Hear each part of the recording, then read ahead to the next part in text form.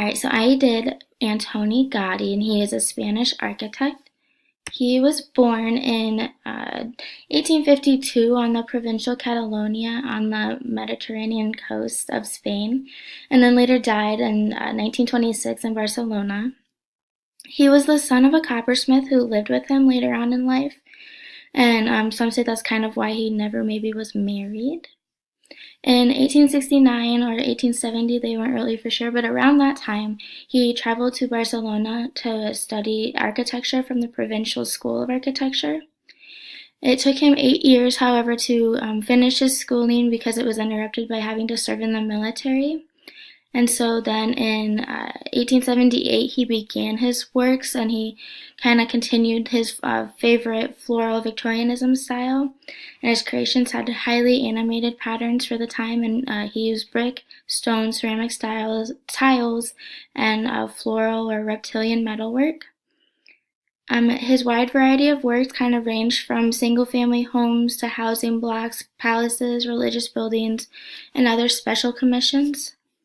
So in 1878, he began Casa Vicens for a broker from Barcelona named Manuel Vicens. And that just took 3 years to build. And this was his first masterpiece and one of the first buildings to start a modernism movement in this time. It's kind of known for just the different styles on the outside. And this was just his summer home during the time. His second project is the El Caprico, and the outside is stone brick, glazed ceramics with, you can kind of see the sunflower on the right side. That's those tiles were used in not only this building but the Casa Vicens as well, and that's why I like it because I like sunflowers. And then the inside is kind of the same style, and then the tower is the most distinguishable element of the structure. And this was built between 1883 and 1885. Another kind of project that he did just 2 years later in 1887 was the Episcopal Palace in Astorga, Spain. And this was for the Bishop of Astorga.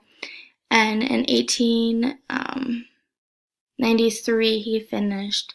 And around the same time he was working on the crypt of the Sagrada Familia, which I'll talk about later.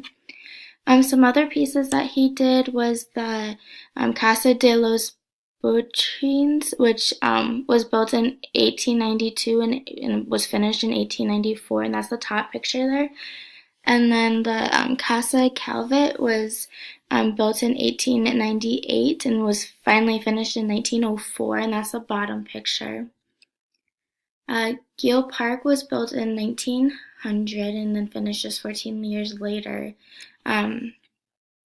And then his other pieces were the Casa Batillo and the Casa Mila, and I don't have that pictured. And then finally, what he's known for most, or maybe best perhaps, is the Sagrada Familia, which was built in 1882, but it's still being constructed. It was under the architect Francisco de Paula de Villar, and he kind of had the idea with Antoni, but in 1883 he resigned, and so then Gaudi took over as chief architect, transforming the project with his own style. And around this time he's kind of switched to Gothic and the other kind of art forms that he did. And so the Sagrada Familia is an unfinished Roman Catholic church.